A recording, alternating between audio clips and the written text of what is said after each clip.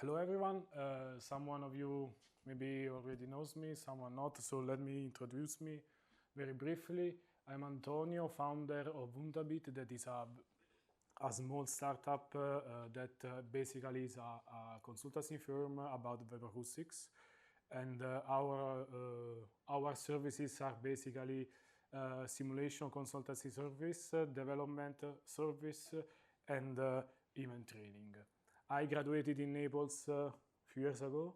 I worked in Denso Thermal Systems, a Japanese company that works for automotive components for about 6-7 years. And since 2023, I founded Untabit, and that is me working in a consultancy firm. The team is pretty small for now. We occasionally hire PhD and researchers from the University of Naples. So the two heads is basically what you need for a consultancy firm: an engineering technical head and someone that knows how to sell what you are developing. Because we as engineers or mathematician or physicists, sorry, we don't know anything about that. We don't know how to sell anything and ask people for money. So that guy is maybe one of the most important part of the startup. Our stack is pretty famous. Of course, the core is FEniCSx, and we have pre and post processing that are widely available for everyone. So what we bring is we can do industrial grade simulations, specifically vibroacoustic simulation, with a full open source stack. And if you are a company that does that, you can do the same. That's our claim. This is some of very common applications of vibroacoustic simulation, where you have the interaction between a structure vibration, an acoustic propagation that can be in free space or in a cavity. So you have also acoustic resonances that couple with structural resonances. So you have a double eigenvalue problem, and that is very bad for preconditioning, if you know what I mean. Sorry, I have some issues with this. Before going to the actual library, a few updates from our repositories, from our libraries. We open source our modules quite often. This is the last implementation of FEniCSx-PML, so you can start from whatever mesh you want, unless, that is convex, even with the very sharp edges. The library automatically generates the PML with a given number of layers. You have a free field that can be used for acoustic propagation analysis. Of course, if someone is working with electromagnetics, we can just add a few lines of code and a demo and make this possible for EM as well. A lot of people missed this one.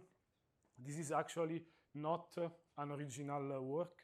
It's basically a glue work between Jeremy Blair and Hale Brunetti Bordas Phoenix shells, the original one. So basically is these two libraries glued together for a dynamic analysis. What they were lacking was the mass matrix part that I need for modal analysis and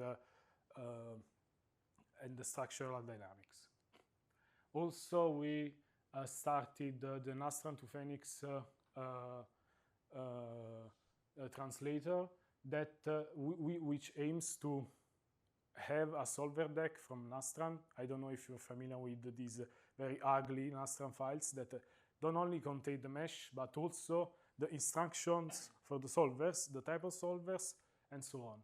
For now, we only have solution 108, so modal analysis for hexa and tetra elements with the clamp boundary, but it works. You can find it on my repository. So let's go to the actual stuff. is coming some RB2, RB3 soon. It's not still available. So this is something that I can already simulate, but I want to implement with a proper MPC library like the Docker one. So we need a GUI for vibroacoustics because in these 3 years I clearly saw that switching to FEniCS for the average engineer is not that good, and 90% of the application engineer, simulation engineer don't want to switch because they don't want to do scripting with Python. But they need to stick with these guys that often have ancient solvers. The support is not actually very good if you compare it with the FEniCS discourse group. I mean, 20 minutes of response from Jorgen or whatever. You cannot compare to anyone. And these guys take 15K per year for that support that is not that good. Depends on your license. It can reach 30K also. Oh, there is this funny license limitation where you can only use 4 cores with a 70K license. So people are not very happy. So our user is that kind of users that is using console, ANSYS, Siemens, Dassault. So it's not you, okay? This image is an experiment. It has been generated by Gemini. Don't complain with me if it's body shaming. I just said, based on stereotypes, generate the average industry simulation engineer and the average FEniCS guy. So that's my target because he has this green thing here, and we need to monetize. Sorry, guys, I'm one of you, okay? No. Sorry, maybe with arrows. So how do we call it? I will be very fast. There was an ancient myth where Arion, a musician, was kidnapped from pirates, and to save his life, he started playing his guitar, kind of a lute, and the music called a dolphin. He threw himself in the water, and the dolphin saved him. So Arion is on top of a dolphin to run from the pirates. So this is the basic idea of why I called the software FEniCS. The analogy is pretty clear. Now let's go under the hood. Of course, I'm not going in full detail. The first decision is to split the software into packages that are completely independent. The first one is the core, and the second one is the GUI. The GUI is a separate software.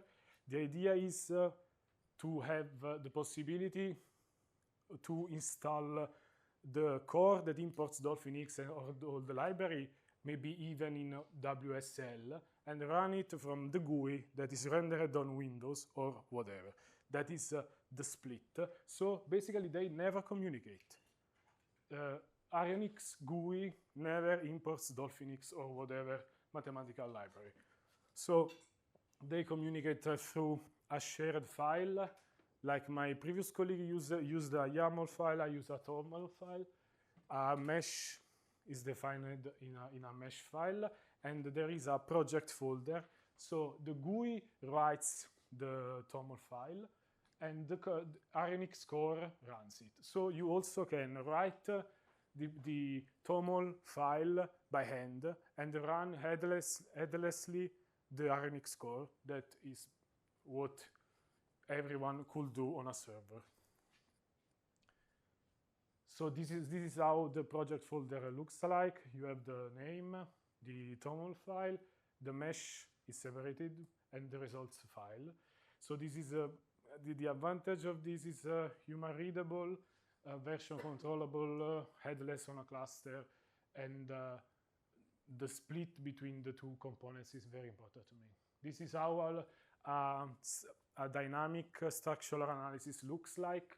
So you have title, path for the mesh, elastic steel material defining the properties, connecting the domains, so the mesh to the sub-mesh to the material, the type of physics where I define the stiffness matrix, forms and whatever, and then for frequency sweeps, we have the frequency interval. I will go very fast. So this is how the welcome screen looks like. It's pretty experimental because these have been 2 very hard months for consultancy. So I have a working example for the previous case. And basically what you have on the tree, like you see in many softwares, is just the same TOML file that you saw before. So you can click on each submenu and set set it up. When you run it, it saves the TOML, and then from there you can also never use the GUI anymore. I added some visual effects, like that is a probe, that is a point force, and so that the user can understand what it's doing actually. And basically that's it.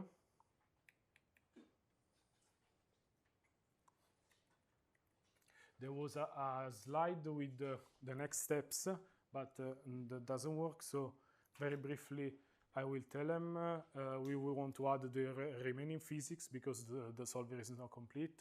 We want to add, yes, model and model FRF. All the modules that I showed before need to be integrated in this as a single software. I want to add a basic 3D solution viewer that doesn't want to substitute FEniCSx, ParaView, because ParaView is the best for that. And then also some frequency plots for analysis, and a Windows installer that installs the GUI, and launches on WSL the solver. So that's it. Thank you for the attention.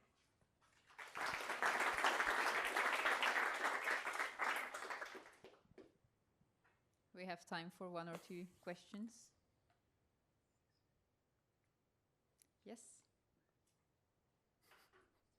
Yeah.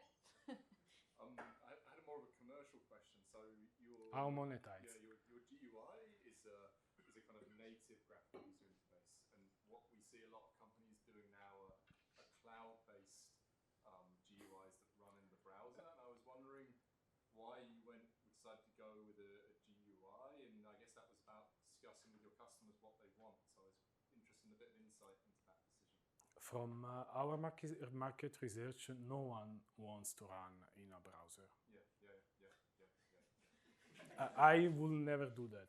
I remember a lot of companies telling me that. I hated it. But of course there is a market for that, but from our surveys is pretty clear. More than 90% wants to run locally, have a file to put on a server and run it on a server. That is they are very slow in changing. They are used with the Nastran workflow, and we are kind of imitating that with a cleaner input file, let's say, because it's way more readable than that one, because that was done with punch cards in the 60s. So that's the reason. Your answer is what I would expect. What is what I would expect, in fact. It's not so desirable. Yeah, but that's basic reason. So adding to that, did you try maybe the Electron UI so that you can take the, like, say, Streamlit-based UI? Yes, I'm not very familiar with that. So I was already familiar with the PySide, Qt in general, and I went with that. So I will try more alternatives in the future. But I'm pretty new to this kind of development already. So I'm a mechanical engineer, so I became kind of a software developer for the vibroacoustic FEM. Now also the GUI is kind of hard for me. already. Ah, sorry. Thank you for the talk. I share your diagnosis of these people don't want to learn or to do any Python programming work. Yeah, no. And so we have to find ways to make it available to them so that they use these tools. Don't you think it would be easier for them to just learn Python and go on with it? Ah, so you are arguing with them, Yeah. but talking with me. Yeah. You know, it's You talk to them and I don't. basically it's me asking from them, give me money so that I can teach you. But Maybe in your package you should include some Python training. I give Python and FEniCS training as a service, but I can tell you that even if we offer like many hours of support after the training, like for months, 2 months of free support, they don't care. I mean, in 3 years, maybe our revenue in training was 20K. 3 years, it's not relevant. Maybe my marketing is not the best, but I don't see that traction in this kind of service. One very short question. Yeah. Can you just make a parser for the .dot files? That the solver gets. So you just make a back end that you use the front end of NX or. We are building that. Okay. The Nastran to FEniCS is actually that. So our ultimate purpose, and maybe that is where we monetize, is that the Nastran to FEniCS for Windows will be paid, and you with a Nastran deck can run FEniCS on a server. Yeah. That is the idea. That is our idea, but I think that since they don't want to learn Python, they don't want to switch to Linux, I will monetize the Nastran to FEniCS module as an open core business model on the Windows user. Yeah, let's hope. So if you don't have any question, I leave the place to someone else.